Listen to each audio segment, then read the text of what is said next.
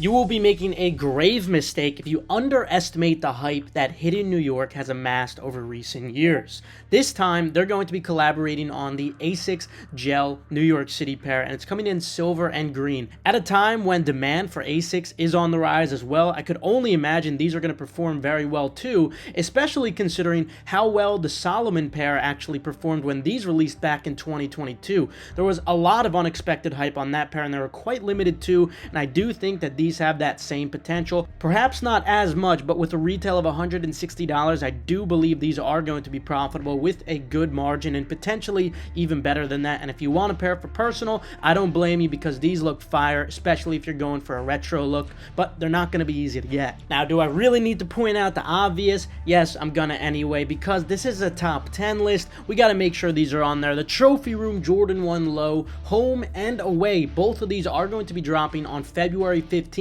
for $140, but good luck getting these because these are going straight out the back door. You got no shot at them.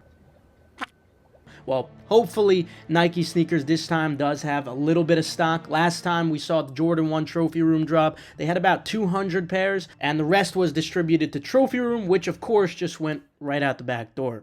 So hopefully this release goes a little bit different. We can only hope. As of now, I'm skeptical, but what I will say is, look, these are really, really nice sneakers. I'm usually not a fan of Jordan 1 lows, but you can't hate on a Chicago colorway, and once again, Trophy Room did succeed in making these look fantastic. So it's a love-hate relationship. And obviously, you could expect these to be extremely profitable with an incredible margin. Now, a little less obvious, but also making the top 10 list, we got the Action Bronson New Balances. This time, it's coming on the 1906R. And we got 3 colorways of these, all of which definitely look very funky, aside from the blue pair, which I think looks really solid. But if you guys recall, on the Balaclavas, those performed really, really well. Those had a lot of demand, and they were quite limited too. I do think these are also going to follow the same pattern of being very limited. They might have slightly less demand, but I do still think there's going to be a decent amount of demand on them, enough for them to be profitable, even if retail is slightly above the normal amount. Now, as for how these look, I do have to admit I like the blue pair. I don't know if I could say the same about the others, but hey, maybe I'm behind the trend. You guys could let me know in the comments what you guys think about these. I think they're a little bit too wild for me to pull off. Now, of course, this top 10 list would not be complete if we didn't add in the Travis Scott Jordan 1, those of which we actually know there's going to be 2 colorways so far releasing, and potentially even more than that. The first one right here you see, which is yellow and blue, is a little bit wild, and it's themed after his high school, which was Elkins High Knights. Now, in addition to these, we also know of an olive pair so far. Now, we already saw an olive pair released, but that was women's. This one's slightly different, and it's more of the traditional Travis Scott colorway. It's also a lot more wearable. I'm excited for both of these, and I know a lot of you guys are too, and of course, they're also going to be extremely profitable with an incredible margin, full throttle, and they're probably going to drop in preschool and toddler sizes too, those of which will also be profitable. Now, I definitely wouldn't say every single Travis Scott collab would make this top 10 list. For example, I don't think people are too excited about the Sharkadons, but what I will say is there is a lot of hype building around the Travis Scott Jumpman Jack Trainer and the low version, those of which were formerly known as the Cut the Checks. So far, we know of a lot of colorways of these releasing, and there seems to be a lot of hype around them already. And so far, the colorways we've seen are quite wearable. So I am pretty excited for these to finally release. I do think it's going to be the tan and brown pair that we're going to be getting first, so look out for that. These should be dropping for about $200, and despite it being a new model, I would expect these to be profitable with a good to great margin. Now, one of my personal favorite collaborations coming in 2024 has to be the Futura Nike SB Dunk Low. This pair looks absolutely insane. If you don't recall, we were actually supposed to be getting 2 colorways of these with an off-white collaboration, those of which never ended up releasing. They might potentially in the future, but there's no word on them still. Now, at least we're getting to see this pair, which I think actually looks even better. I'm a huge fan of all the details that they added onto the sneaker, and not only that, but you could also expect these to be very profitable with a great to incredible margin too. Another one you probably didn't see yet, but is definitely a big deal, is the CPFM Nike Air Force 1 Low, and we know that there's at least going to be 2 colors of these. Now, the colors are a little wild. They're purple and green, but we do know from prior CPFM collabs the colorways being wild isn't that big of a deal. People are still going to be super excited about that. And also, if you guys remember, the prior CPFM Air Force 1 was also super hype, and these are only going to be $150. Now, if you guys remember from the last release, you were actually kind of able to customize these on Nike's website.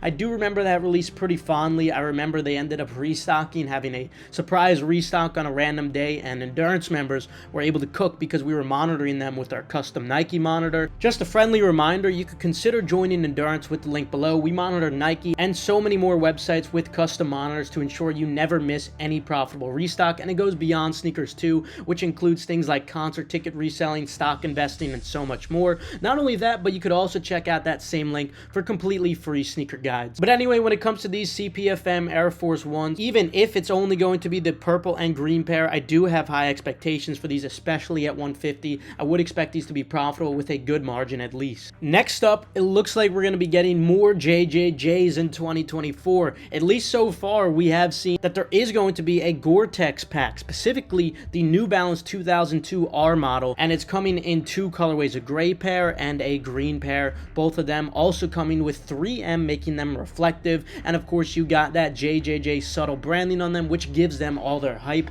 Now typically JJJs perform actually really well despite their very high retails, but the recent 2002 R we saw didn't do too well, so these might end up following that same pattern. As of now, I am optimistic. They are quite different, and they are a Gore-Tex pack. They got that 3M on there, so I do think that these have potential for profitability with a decent to good margin. It really depends on how much the retail is, but of course this won't be the only JJJ collaboration we'll see in 2024. More to come. Next up, we got the Megan Thee Stallion Nike sportswear could you imagine? She don't even get the joke, but she's still smiling. Now, what I was supposed to say is the J Balvin Jordan 3 Rio. After the initial hype on the white pair, of course there's going to be a ton of hype for this black pair too. I'd argue there's probably going to be slightly less hype, but nonetheless, with the retail at $250, I do still believe they're going to be profitable with a decent to good margin. Not only that, but despite these crazy colors, they're definitely still wearable, being mostly black. I'm really excited for this release. And finally, in fall, for probably $225 each, we got the Jordan 3 and Jordan 4 Ma Maniére. Now, we're not 100% what these are going to look like, but I do have faith they're going to look solid. Ma Maniére has yet to fail us with the collaboration that looks pretty bad. Based on how the prior Jordan 3 and Jordan 4 Ma Maniére looked, I do think these have solid potential too. Even with a slightly elevated retail, I would expect these to be profitable with a decent to good margin. So definitely another big release to look forward to, especially if you like that aged vintage look, which I really like, and Ma Maniére seems to be doing that pretty consistently. Now, if I counted both of those Manieres as one collaboration, I guess I could do the same for Travis Scott, which means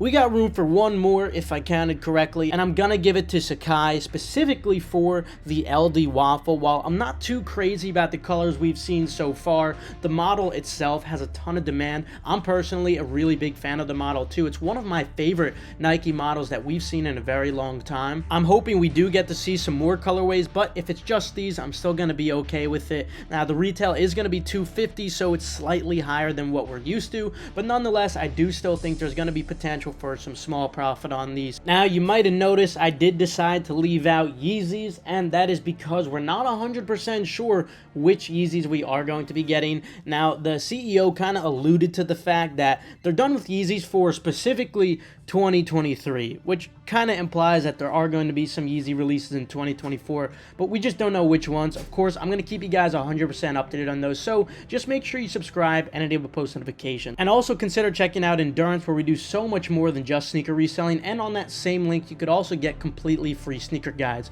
Other than that, though, have a great rest of your day, and of course, good luck on all these releases.